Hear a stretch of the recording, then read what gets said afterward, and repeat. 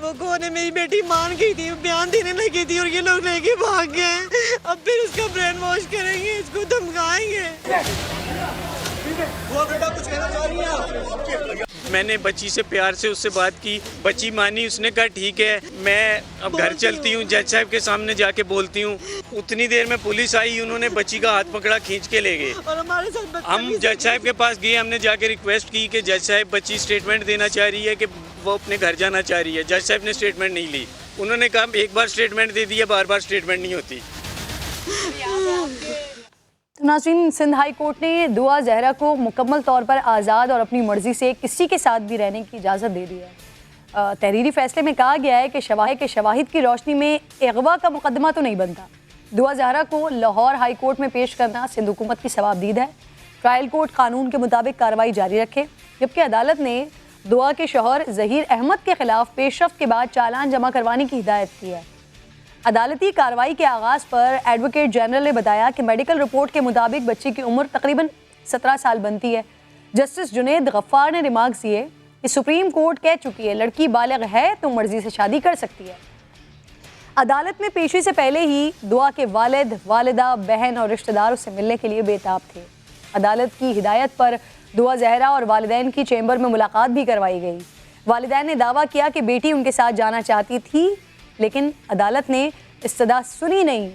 लेकिन जो इत्तलात हमें मौसूल हो रही हैं उसके मुताबिक दुआ ने आज 10 मिनट की मुलाकात में एक मरतबा भी वालिदैन की तरफ देखा नहीं, ना ही उनकी किसी बात का जवाब दिया। इस वक्त मुझे ज्वाइन कर चुके हैं ज़हीर के वकील हैं राय खुर्रम। बहुत शुक्रिया राय साहब आपका। अस्सलाम वालेकुम। मुझे बताइए, अदालती हुक्म के बाद दुआ से कोई बात हुई, वो किसके साथ जाना चाहती है और क्या वो इस वक्त भी पुलिस की तहवील में है? जिस तरह के दुआ ने कोर्ट में स्टेटमेंट दी है ऑन ओथ, उसकी बाबत जो है दुआ अपने खामद ज़हीर अहमद के साथ ही जाना चाहती है और उसी के साथ खुश है। सही है। अच्छा, तो जुम्मे को लाहौर हाई कोर्ट में पेश होने के बाद दुआ अपनी मर्जी से जहां जाना चाहेगी वहां जा सकेगी? जी डेफिनेटली, क्योंकि जुम्मे के रोज यहाँ पे honourable Lahore high court Lahore में रिट पिटीशन हैरेसमेंट की दायर की हुई है। वहाँ पे ऑनरेबल जज मिस्टर जैसे तारिक सलीम शेख साहब ने इनको वहाँ पे तलब किया हुआ है और ताकि दुआ की स्टेटमेंट जो है वो रिकॉर्ड की जा सके। और इससे पहले कि वो प्रोड्यूस नहीं हो रही थी तो प्रोटेक्शन के लिए भी कहा गया था। अब मुझे बताइए खुर्रम साहब, सिंध हाई कोर्ट ने कह दिया है कि शवाहिद की रोशनी में जो अगवा का मुकदमा है वो तो बनता नहीं है, तो जो ट्रायल कोर्ट में मामला चल रहा है उसका क्या होगा अब?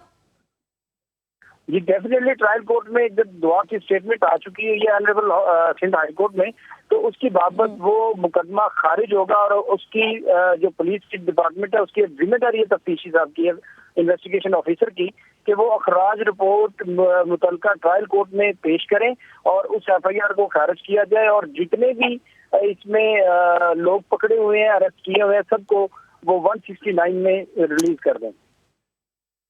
अच्छा, पंजाब में अगर ये ट्रायल कोर्ट में मुकदमा चलता है निकाह के ऊपर, तो इससे फिर क्या ज़हीर के लिए या उसके वालिदैन के लिए कोई परेशानी हो सकती है?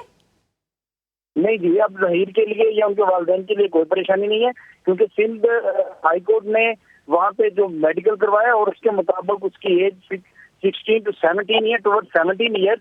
और पंजाब में जो चाइल्ड मैरिज रिस्ट्रेनिंग एक्ट है उसके मुताबिक फीमेल की एज 16 ईयर। अब उस पर किसी किस्म की कोई ऐसी लिटिगेशन या कोई कानूनी कार्रवाई नहीं बनती, क्योंकि वो एज पर लॉ बिल्कुल एज से पूरी है। और वैसे भी उसने बलूगत जो है वो उसकी रिपोर्ट भी आ गई है, बलूगत इख्तियार कर ली है।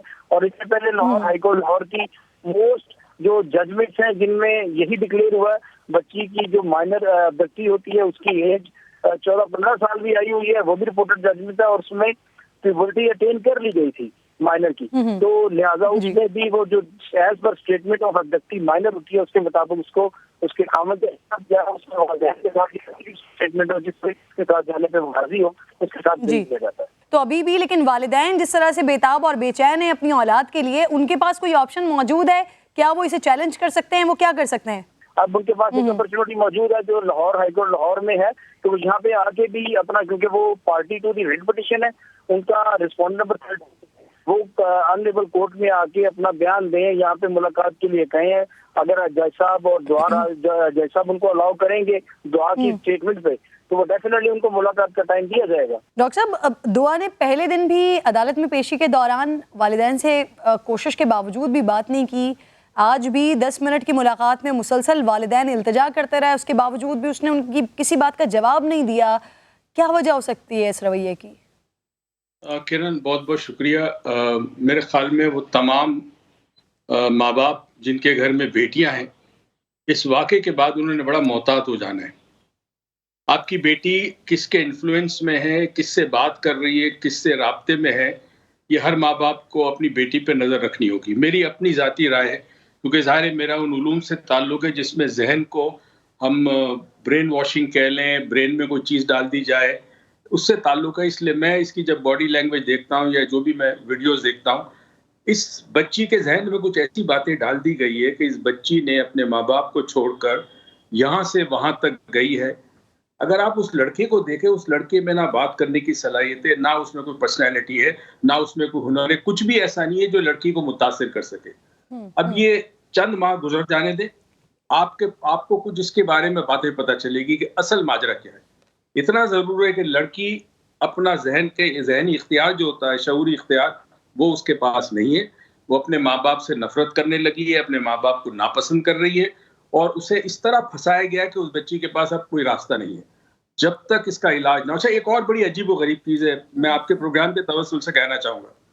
एक होती है क्रोनोलॉजिकल एज, जिसको हम कैलेंडर एज कहते हैं, एक होती है बायोलॉजिकल एज।